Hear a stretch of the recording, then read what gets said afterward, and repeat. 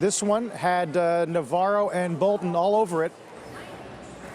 Yeah, absolutely. But it also had Trump all over it, Carl. This was something of a declaration of independence from globalism itself. The president saying that the United States denounces the ideology of globalization and embraces the ideology of what he called patriotism, repeating that word patriotism again and again, saying that the United States will not tell other countries how to live, how to work, how to worship, and in return expected that they wouldn't lecture the United States as well. The president airing a number of grievances here against countries, particularly countries that are on the receiving end of U.S. military and foreign aid. So the president saying that there are countries in the Middle East, for example, that receive U.S. military aid who then take advantage of the United States, he said, by charging high oil prices.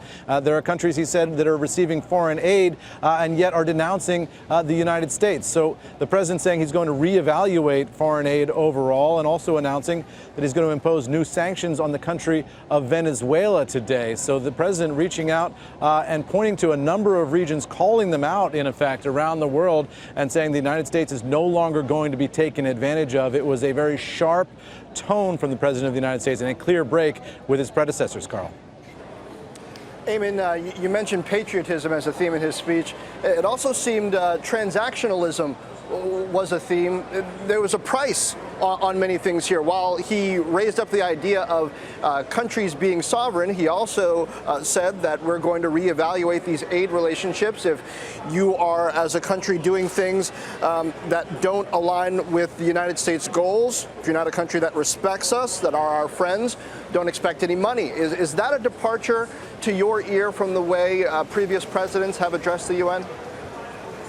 It absolutely is, and it's a departure in approach to the way the United States has approached this around the world for decades, really, right? I mean, you saw the president there suggesting that the United States gives foreign aid to lots of countries, but doesn't receive foreign aid from very many countries. The president suggesting that perhaps more countries should be giving foreign aid to the United States. That's a different outlook on the purpose of foreign aid. American presidents for decades have looked at foreign aid as a way to enhance America's interests around the world, to fund governments that they feel have some ability to serve as a bulwark, particularly against communism during the Cold War, but also against Islamic fascism, as a previous administration would have called it.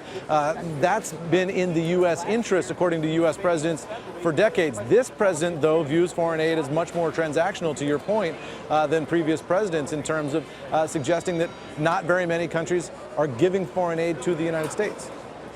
Yeah, and certainly to that point, Eamon, this did feel like in many ways sort of the opening salvo of negotiations on a number of topics right here on the world stage. The comments about OPEC certainly struck me, that OPEC, as usual, is ripping off the rest of the world, and as you mentioned, connecting that with the fact that the U.S.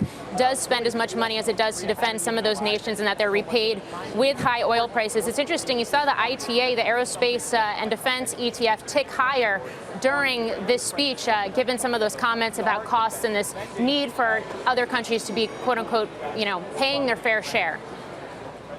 Right. I mean, the question is, what does the president intend to do about it, right? I mean, this was sort of an implicit threat. The president here is saying the United States is not going to stand for these high oil prices much longer, but not really saying what the U.S. is prepared to do here, other than presumably the implicit threat is to lower U.S. military aid to countries that are selling oil at a price that the president determines is simply too high. So we'll see how that's received in those oil-producing nations, and we'll see how it's received in Washington as well. But the president really determined to send a message to the nations of the world today that the United States won't be pushed around and won't be taken advantage of anymore.